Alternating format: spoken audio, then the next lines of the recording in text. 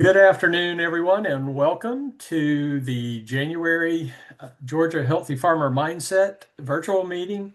So glad to see you all here. And today's topic is very exciting to me.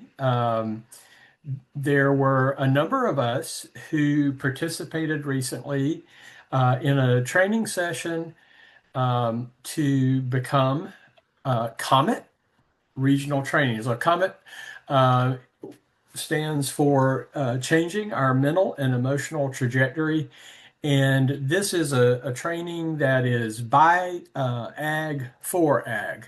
So it's in simplest terms, it's really a great conversational training to offer to folks so that they can learn to connect those with whom they are concerned that they may be worried about with help and hope. And I think that's really something that when our ag community folks know how to do that, they step up. And so with that, and we are going to hear from a number of the folks who, along with myself, went through this training recently to become regional trainers so that we can offer COMET training around the state of Georgia in our rural and ag communities. And we're very excited about that. And so a number of them have agreed to be here today so that they can share a little bit about who they are, what they do, and how they plan to use COMET. So I'm going to turn it over right now to Merritt Felzine, who is with Comet, and she is a great trainer herself. She and Jen Paul Miller, uh, provided the training to us recently, and we're hoping to do another one of these soon. So we're working on some dates, and I know a number of you have asked about that who couldn't attend the one in December.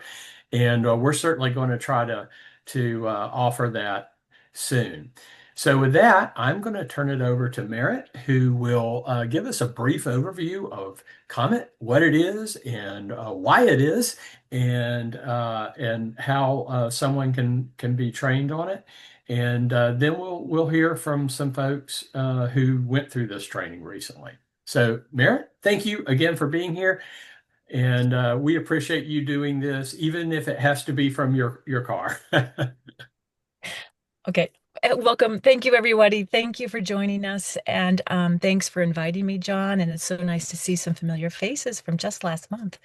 I apologize. I am in my car. It turned out to be a trail cleaning workday, which I was happy to participate in. And so not only am I in my grubbies, but I'm in my car, and thankfully you can't smell me, so that's good. I'm going to quickly share my screen and zip right through some information about Comet.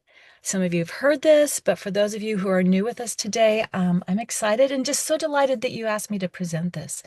So as John said, COMET stands for Changing Our Mental and Emotional Trajectory. And so this is a training that grew out of rural Eastern Colorado community concern and active desire to do something. And I think you all resonate with that. Like, what can we do? Let's do something.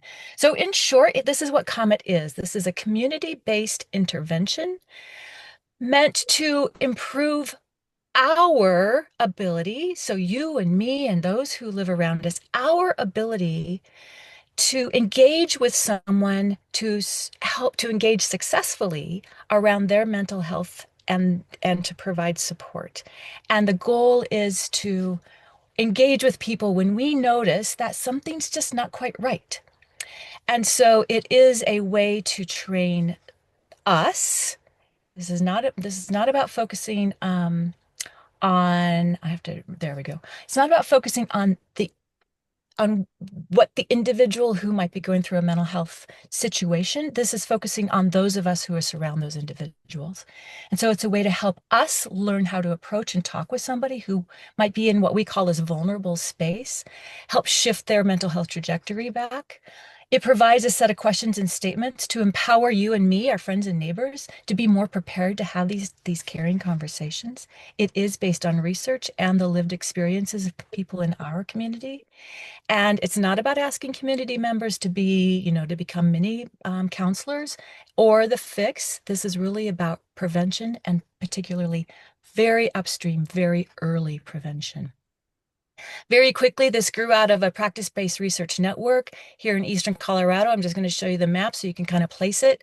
The mountains are there sort of, if you divide that state into thirds, the mountains are there in the middle third with the Front Range, all the big cities. We're way out here on the Eastern Plains. We look like Nebraska and Kansas. We don't look like what one thinks of as Colorado. Very, very rural. These 16 counties are sparsely populated, mostly rural and frontier counties.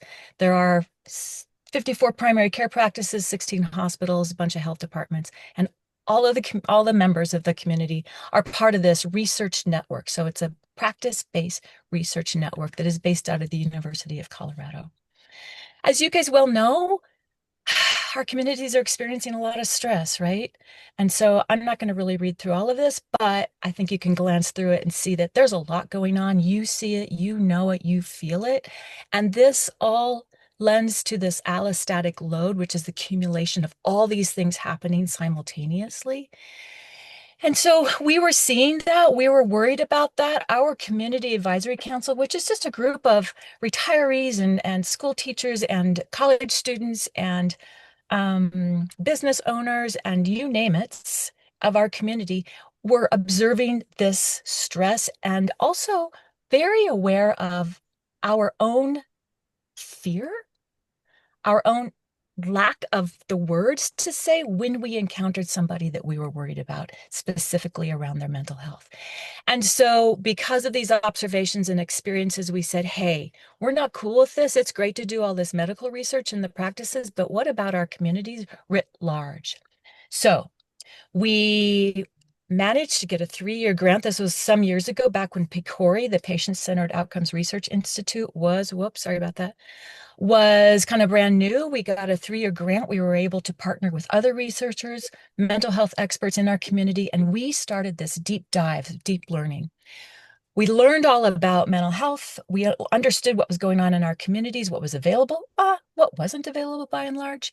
And then we started to dig even deeper and we said, hey, we need to know more. We need to know what's going on really at the ground level, not just the data, but we want to know what individuals are experiencing.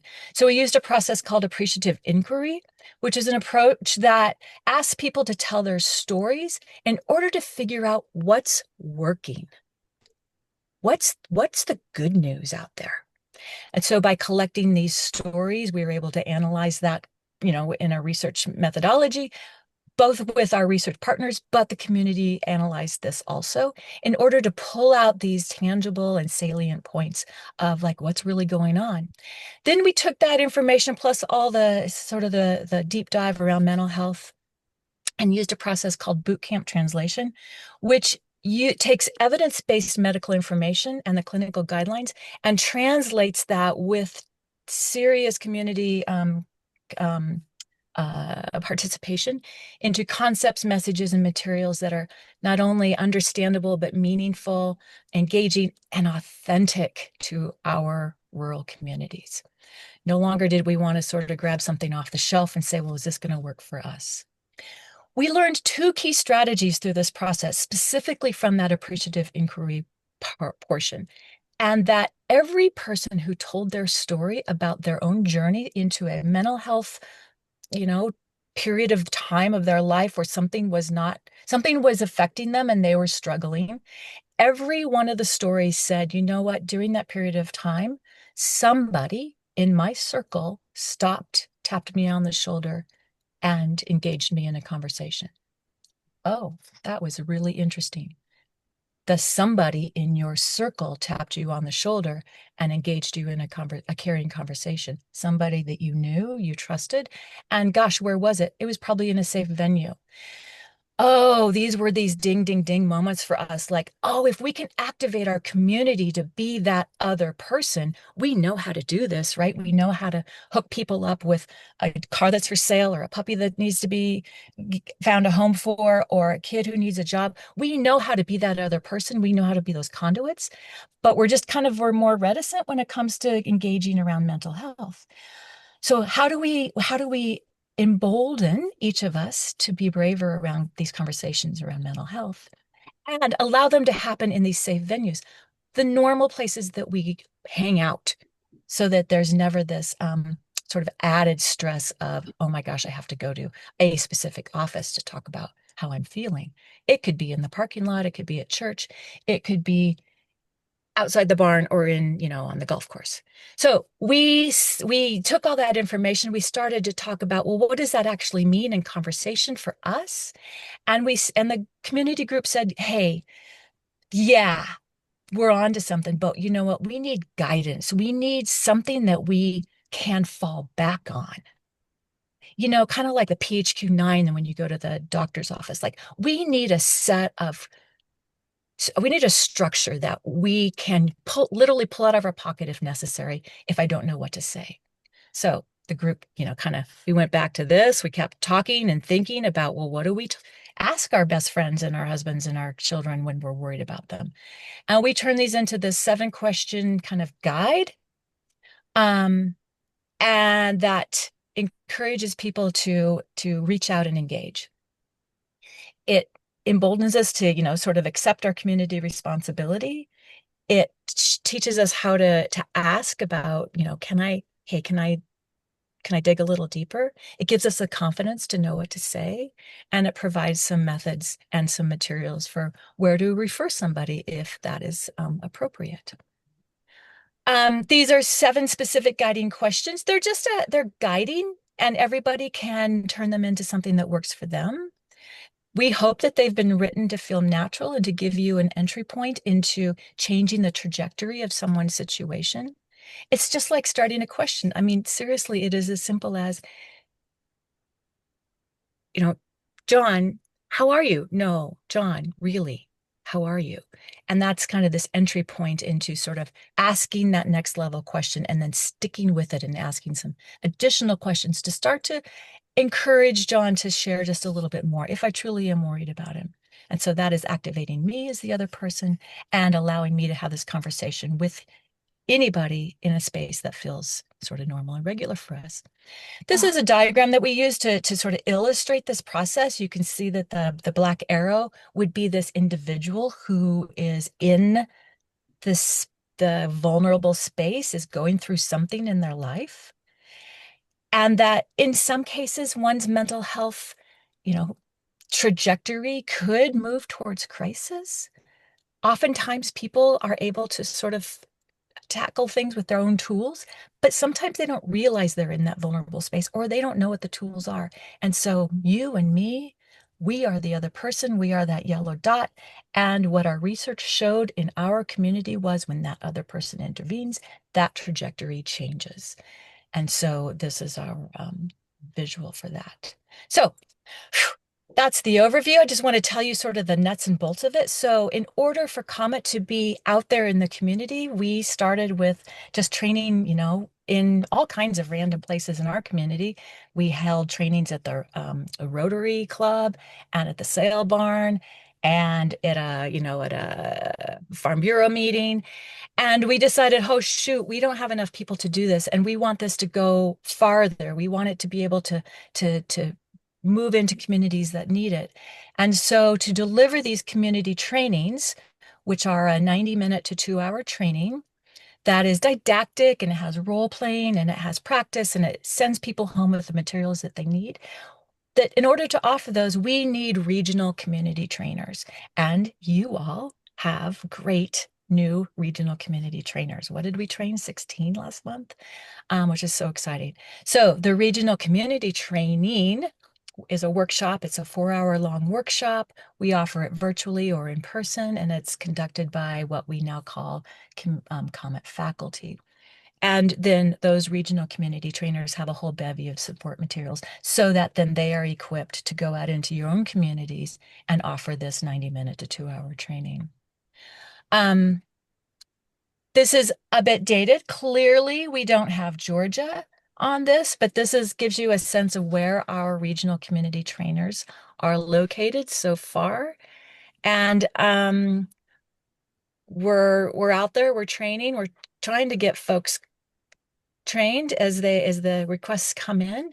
And then the community trainings, that 2 hour training that I just spoke about, you can see where those have been offered to date. Well, not to date. This is a little bit dated also. There's a hub going on in Utah now, and pretty soon Georgia's going to be big red circles too.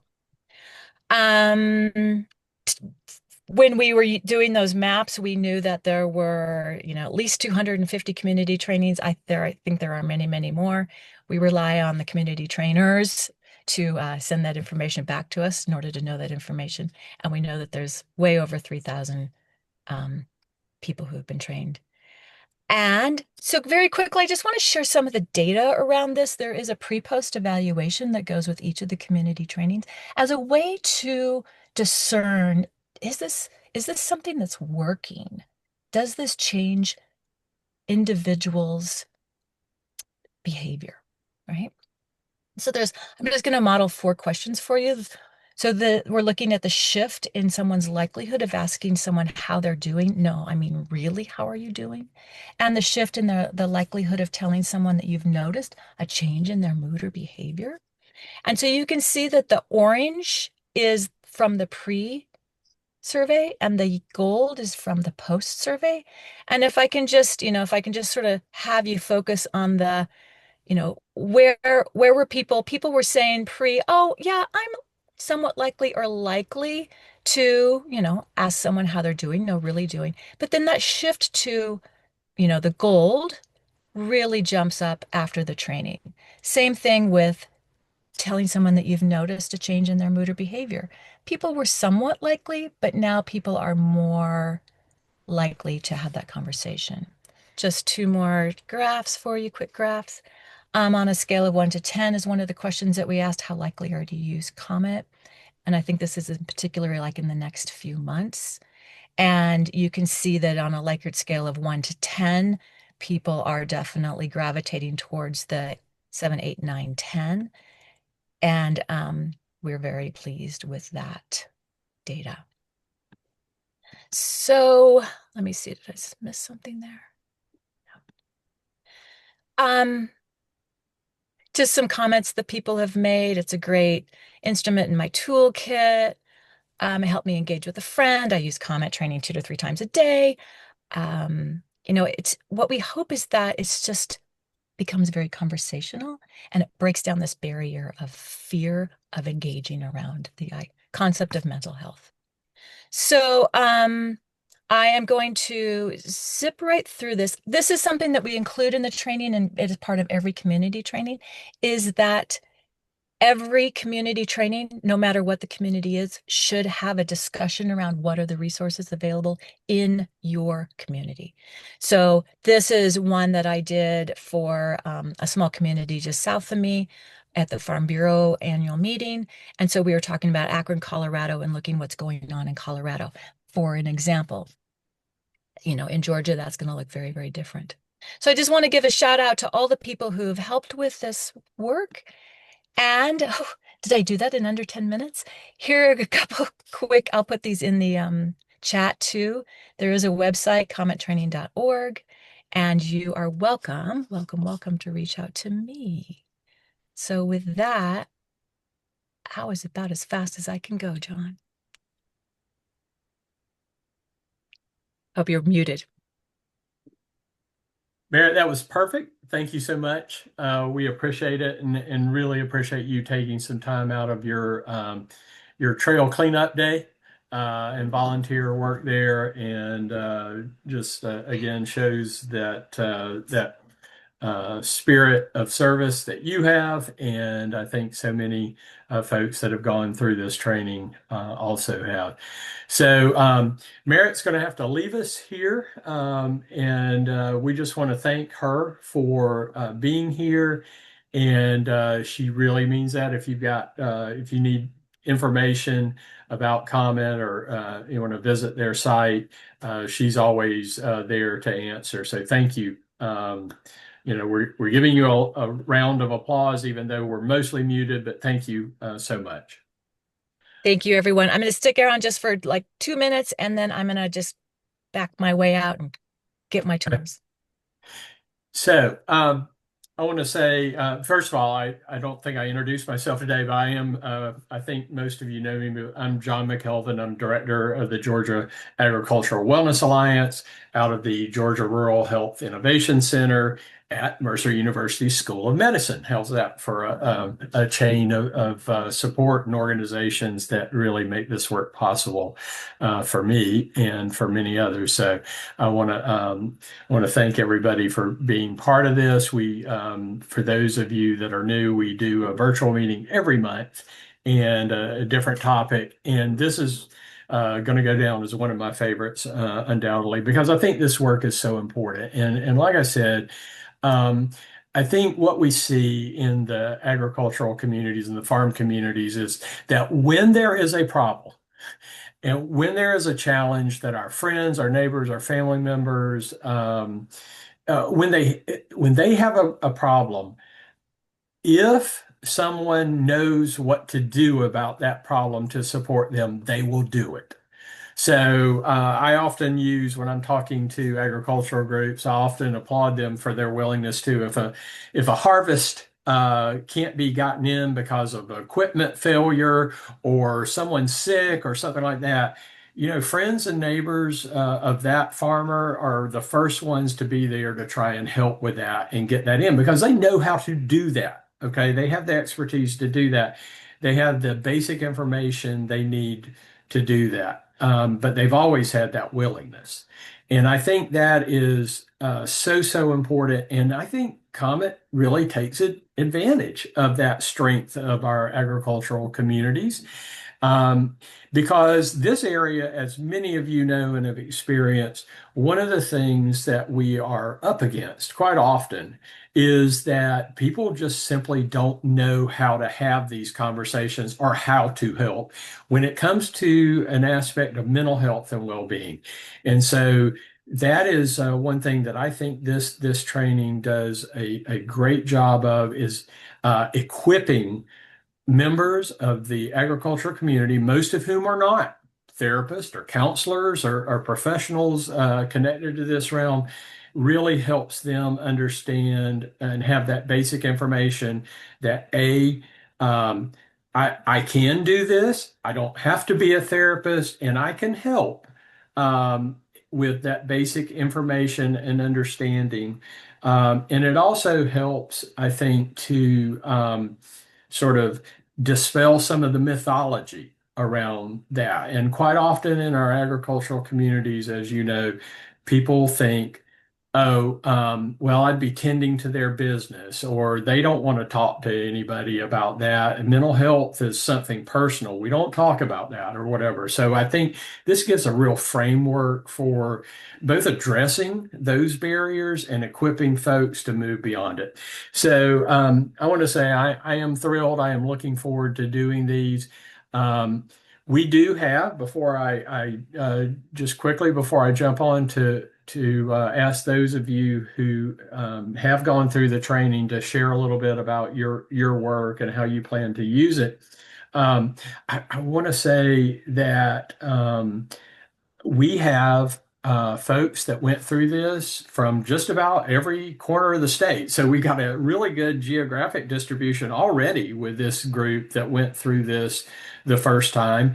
And that's great because, part of our mission in GAWA and many of the organizations represented here are to really build and strengthen these networks of well-being and resilience in that ag community to support them however they need to be supported. And I think it's just a testament that we had so many people when we first put this out, and we came up with this date kind of late in the game. There was not a lot of notice, but when I put this out there and other people shared it, we had a lot of takers. So I think that's great. And we do plan to do another of these soon. We're still working on those dates. Um, I think we had originally hoped to have it in January. I don't know that we're going to be able to make that, but sometime this spring or late winter, we are going to have another one of these trainings. And with that, I am going to, if you're on this call and you're interested and you haven't gone through it, let me know. Contact me. And I would be happy to make sure that you get that invite when we set that date. With that, I'm going to call on first. I'm just going down my list. I'm going to call on Cassie Young. Cassie, please unmute. You won the prize. Hello. So I'm going to I call on can hear. you, and if you will, just share a little bit about you, what you do, your background, and then also how you hope to use this. Also, I am the FACTS agent here in Stewart County, and my previous experience has really mainly been with youth because I was with 4-H now and I transitioned to FACTS. So I really want to take it because my focus is mainly going to be on mental health, and there's a lot of programs kind of coming up that have to do with mental health. And so I figured this would just be a great opportunity for me to learn a little bit more about how to start these sometimes awkward conversations. I don't have anything in particular yet of one particular way I'm going to use it, but I just think it can be applied in so many situations and just to teach other people out in the community how to do it because there are no resources here in our county for people. So Okay. that's Cassie, if you don't mind, tell me again, what county were you in? Are you in Stewart. Stewart? And if you will, just clarify for folks, because I do know we have others that are fax agents. Will you clarify what that means for those that may not be familiar Yes. with the program? Yeah. So it is a family in consumer sciences, and we deal with, birth, to senior citizens, a wide range of topics. Someone else who's probably been in the facts field longer than me could probably do a better explanation. But yeah, it can cover a wide range of topics, anything with human development. Okay, thank you for that. Sometimes we all get these acronyms, and most folks on here probably know what it means, but some would not. Charles, are you on with us? Yes, can you hear me? Yes. Right. So I'm Charles Okapala. I'm tax agent at Richmond County in Georgia, the University of Georgia Extension. Um, I have personal experience with mental health, so I really understand what it can do and the harm it can create if it's not well taken care of. So I I went uh, I felt that this opportunity would be great because from my experience, it kind of makes it real, you know. So when I saw this program, I said it would be great because yes, even though it's history, but um, it makes it a bit easier to connect with someone who has had who is going through um, mental health issues, and how to approach it because sometimes people may have it, but they won't want to accept, you know, and sometimes approaching it may be difficult, especially when it involves an adult as compared to a younger person, so it's really um, the COMET program is very important. Here in Richmond County, I've had the privilege of meeting quite a lot of people who have um, mental health challenges, some little, some pretty much. So it's good that this COMET program is here, and I look forward to making the best of it. All right, thank you so much, Charles. Appreciate your work and your concern. We know that many in the ag community are just experiencing tremendous stress, and so appreciate your words of trying to help them yeah, with dealing with that stress and any related mental health issues, of course. All right, I'm going to call on Joan Anderson from the Rural Health Innovation Center. Joan? Okay. Yeah, I was able to participate in COMET training last time, and it was great. Um, some of the training I've been doing in rural communities is CRIM, the Community Resiliency Model, as well as QPR.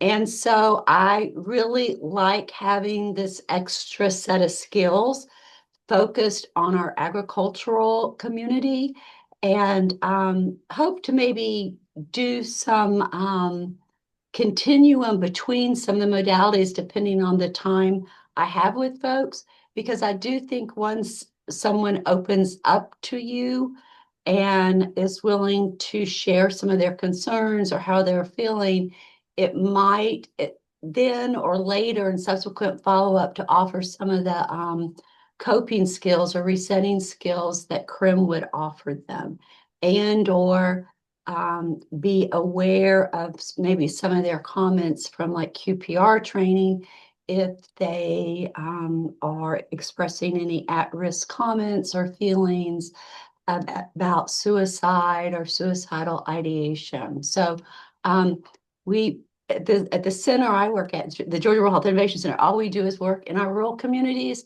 So this is something very close to our heart as a whole team. And so I appreciate John extending the invitation, and also the trainers. They were quite good and very down to earth and very approachable. So I would encourage anybody that's interested to sign up for the training. And I hope you enjoy it as much as we have. Thank you, Joan. I really appreciate that. And thank you for mentioning CRIM. Joan and I think definitely some others on this, Lindy Grab, with Crim Georgia is on, and I think they're really good compliments because one, while it does teach you to be able to help others, Crim also helps train you to handle and deal with and mitigate your own stress level. So it teaches, if you're learning CRIM, it really teaches you some techniques and tools for managing that stress. So there's a lot of self-care aspects to that that can be extended to others. And then I think conversely, Comet is kind of focused on helping others around you, but it also teaches you some things. If someone's in that training and they are dealing with some things, it also teaches you about resources and all that. So for a farmer or farm family member out in the community, I think they would learn a lot from either of these, and they're nice compliments, I think. And thank you, Joan, for all of your work and the work done at the Rural Health Innovation Center. Um, in terms of how many trainings you all have already done out there in the community. All right, I'm going to call on Renee Martin. Hey guys, my name is Renee Martin. I work at Okefenokee-Risa as a school climate specialist, but I did wraparound for 6 years. I'm also a PhD student at UGA, and I'm getting a degree in agriculture education with a specificity in mental health. So kind of pull all of this together. I'm doing a lot of mental health stuff. I will say that actually after the COMET training, I had to use this information with a family member where you see something's different, you're kind of wondering. And I felt like even though I teach youth mental health first aid, I teach QPR, I've done CRIM, I've all these things, it was just a good like ask one more question. I saw something that has been flagged in my head multiple times, but I felt that like, merit in the back of my head going, ask one more question. Okay, you got an answer. Ask one more question. And so we were able to start that process of getting that person help. But I think that is one of the things we're not expecting you to be practitioners with this, but how can we make sure that people get to the right people that can help them? So I just really, really love it. And I think it's great. I work in Southeast Georgia at Okefenokee, so we're the 912 area, the lower part of the state. If anybody's looking for any trainings down there, I'm always glad to come down there. But I live in Athens, so also Northeast Georgia. I'm just everywhere. Thank you, Renee. And Renee and I are going to be co-presenting at the Georgia Young Farmers Convention coming up.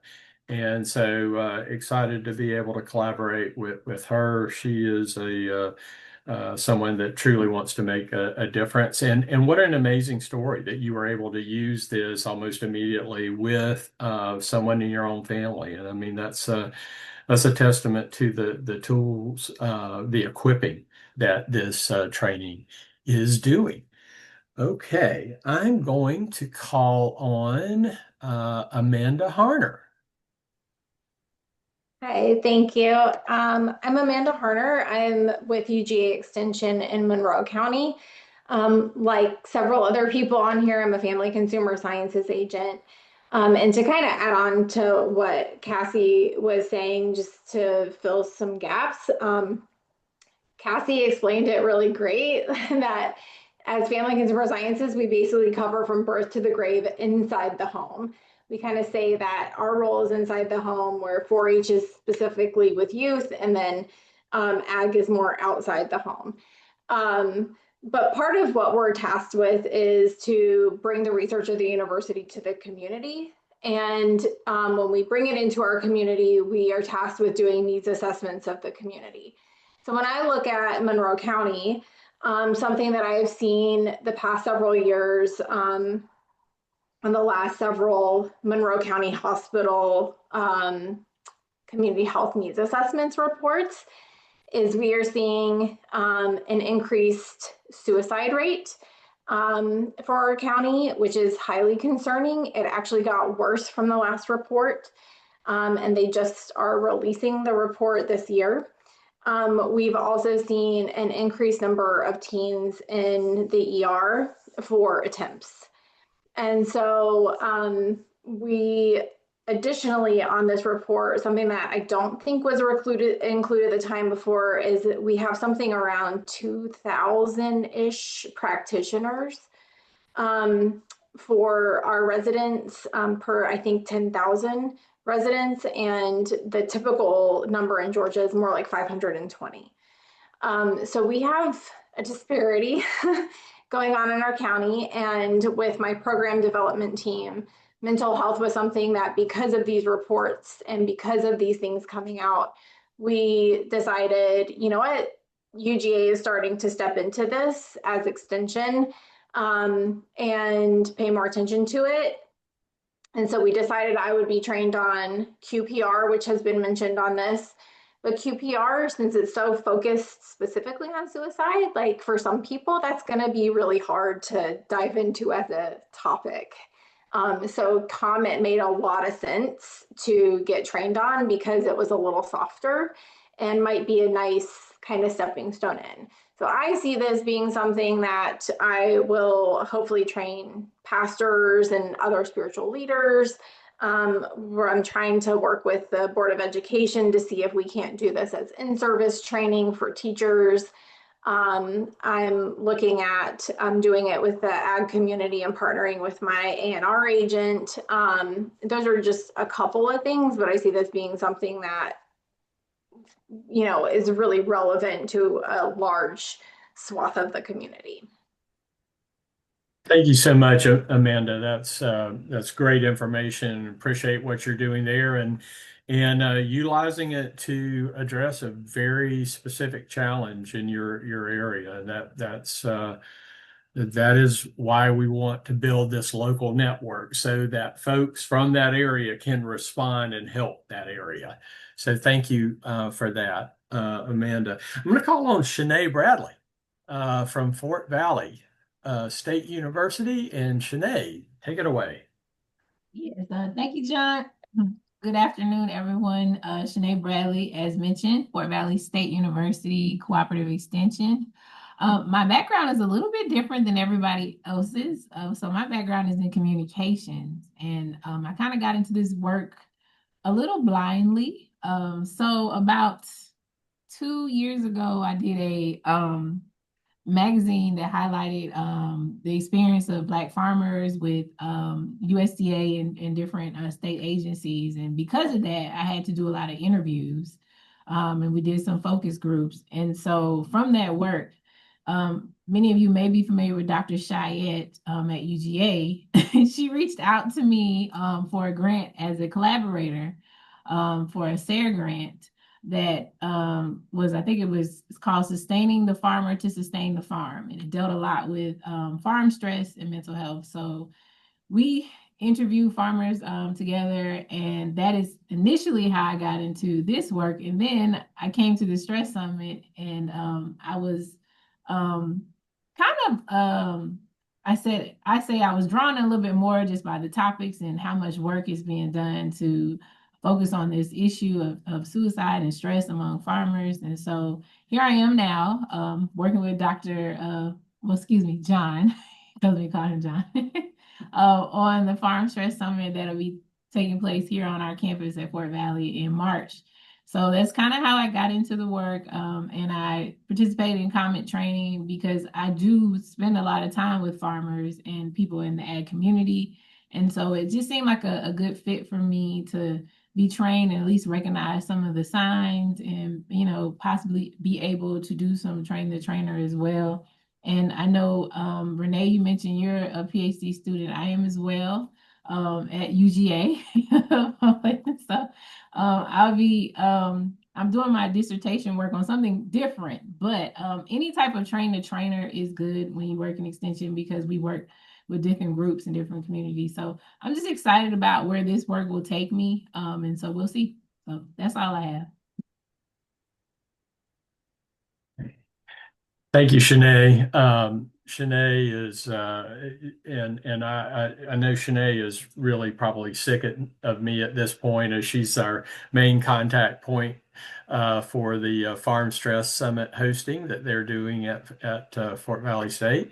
Which let me go ahead and put the plug in for that. On March 12th, we'll have the Georgia Farm Stress Summit at the Pettigrew Center at Fort Valley State, and we are on the 11th. The afternoon of the 11th, we're actually going to have sort of an opportunity for researchers and other interested parties to get together and discuss briefly and network current and recent research that they've been doing in this arena of farm stress and rural stress and well-being and mental health. So just a quick plug there, more on that coming up soon, but bless you, Shanae, for everything that you do and especially for putting up with me on the regular. So, all right, let me call on Ashley. Thank you. My name's Ashley Guerin, and I am the UGA Extension Family and Consumer Sciences agent in Candler and Evans counties. So I serve Metter and Claxton. I actually live in Statesboro, so John and I have that connection. But I specialize in chronic disease prevention education, and more of like health and well-being education. And so this topic has been one that, with an extension, as mentioned before, we've tried to do a little bit more education with our agents on. And while I don't necessarily, have face-to-face interactions with farmers all the time, we do help the farm family. So we see, wives, we see families, and we are in a farming community. But one thing that we realized in our area is the lack of access to mental health resources. So that's something that there are different coalitions and committees in these counties, in Candler and Evans, that are working to try to build kind of a safety net And so try to create some barriers to where people don't get to crisis mode and they have to go straight to the hospital. Our hospital system has really been, in both Candler and Evans counties, have been overloaded with people that are in mental health crises. And so we have to have a provider that comes from a different area in the state. So sometimes Chatham County, sometimes Glenn County. So it takes a while for somebody to get to the hospital. So the focus or the kind of my intent with joining and participating in the COMET training, also just recently went through the mental health first aid training, is to try to help build those safety nets in our communities to help people kind of catch people before they get into that crisis mode and to get them help so they're not having to go to the hospital and tax out that system too. So really excited about it. It was a great training and looking forward to seeing how we can do more of this in Georgia. Great. Thank you, Ashley. And we appreciate you and your work down there in Candler and Evans. And I know you're a good influence in Bullitt County as well. So thank you for that. And I believe, let's see, I think. Um, I think we've gotten everybody on the list. Have I missed anybody that went through the training? I just want to, before I move on, and ask if there are any questions or comments about COMET training. And is there anybody else on the call that I've missed? I did the trainer training as well, John. We've yet to have a commodity group or someone select that as when we offer programming for those meetings. We're finding it really interesting, though, that they're really interested in communication, but maybe perhaps we're not describing COMET quite as well. But we also have a farm family communication presentation that we do as well. So I haven't had a chance to deliver the curriculum, but I will say I think it's easily implemented into the community based on what we do. I'm a QPR as well as a CALM instructor. And I do agree with Amanda. It hits that niche where people, I don't know if we want to have a suicide training, but we might be able to do this. So I think it serves a need for the communities. And,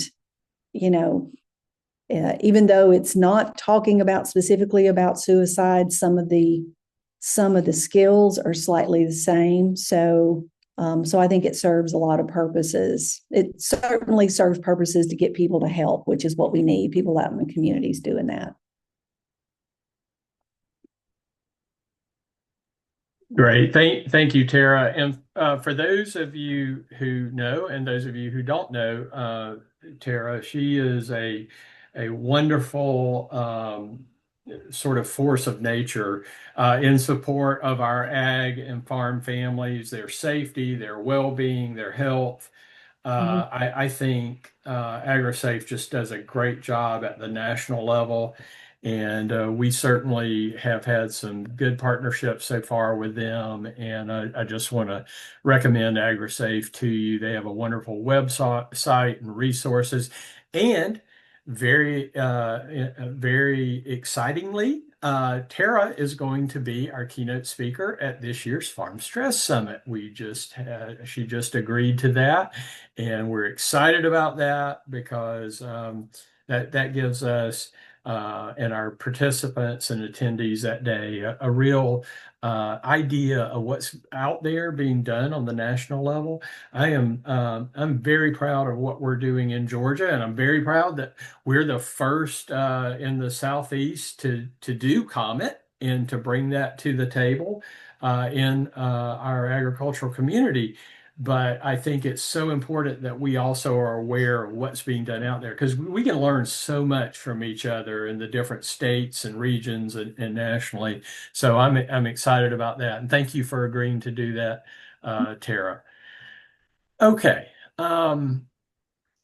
Let's open it up for any comments or questions. We've got about 10 minutes before we have to end this. So any other folks who haven't gone through the training, or those of you who have, are there any other comments, questions, or ideas that you'd like to share?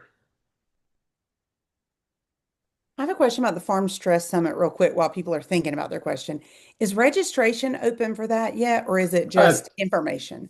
No, it is. We're working on that now. In fact, tomorrow, excuse me, Thursday, we'll be having our next planning group meeting, and we're going to tie down some of that and try to get registration open pretty soon thereafter. So Great. we'll certainly, if you don't follow the Georgia Agricultural Wellness Alliance on Facebook and Instagram, please do. We'll certainly be putting information out there. We'll be sharing it in our network, and then all the organizations that are part of that and support that, and the Georgia Rural Health Innovation Center at Mercer, UGA Extension, Fort Valley State University Extension, Georgia Farm Bureau, Georgia Foundation for Agriculture. All of those folks will be sharing this information. Right now, just get it on your calendar. It's free. There's lunch included. And thank you for sharing that in the chat, Shanae, to save the date.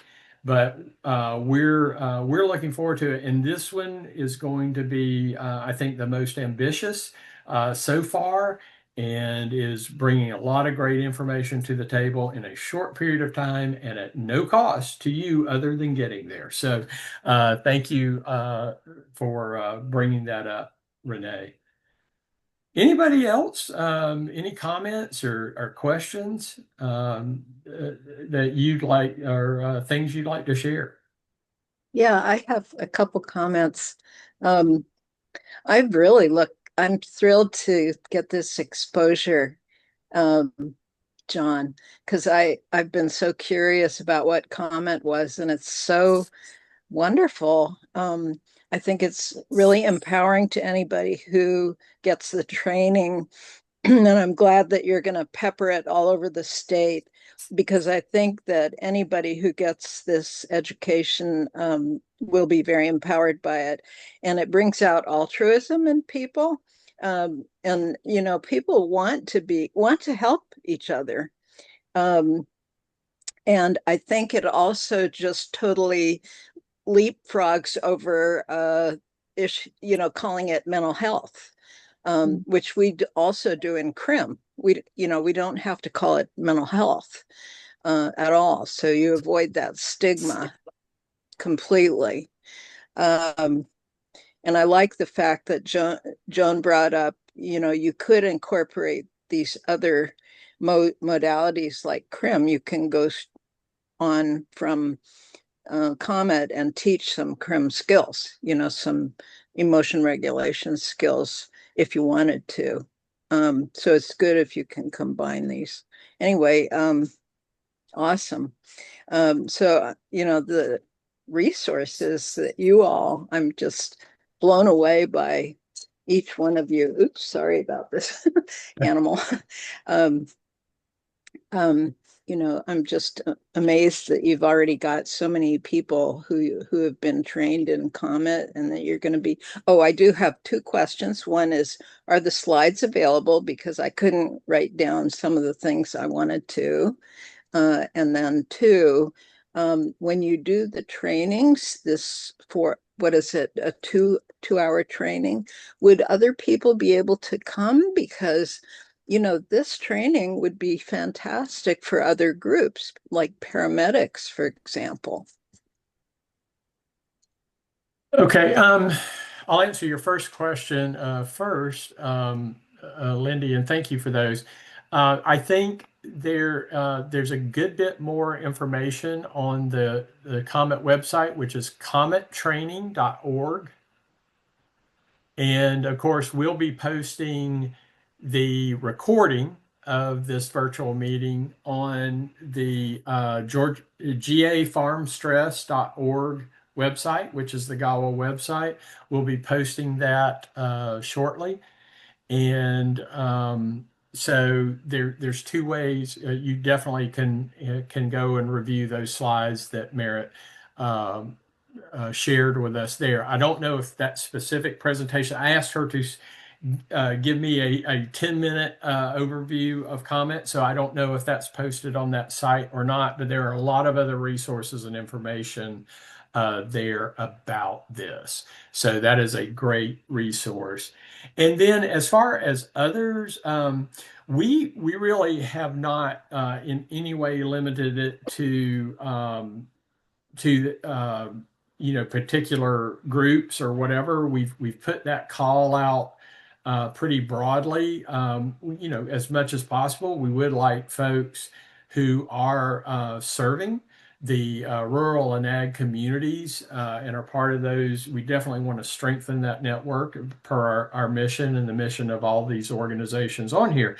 But there's really no limitation to that. So certainly anyone that is interested and works in these rural and ag communities or interested in supporting them could be part of this. Now for this, train the regional training. We certainly are focusing on the folks within these organizations and interests. So, but certainly if you've got a specific idea, there's some things we could talk about there. But and then also, uh, you also are certainly welcome to reach out to Merit directly and explore those possibilities. But I think they are, yeah. And Tara, thank you for adding that comment. Uh, Comet training, this is one thing that they say, it's really designed for those 18 years of age and older. That's they are not unlike CRIM, which can be taught to very young children all the way up to senior adults.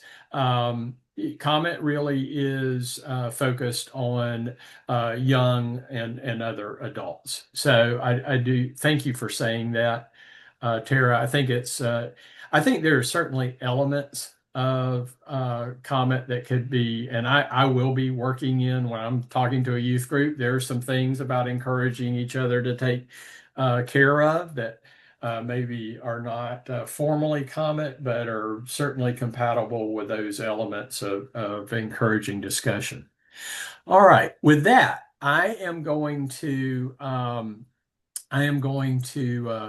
wrap us up here. I want to say thank you again to everyone who attended today. Please let me know. I know we had at least one person who's reached out to me on a direct chat and asked about participating the next time. Thank you for that, and we'll make sure that that happens. And I really appreciate those of you who have gone through the training and those of you who will go through the training, and just those of you who are listening today to this. So thank you for everything.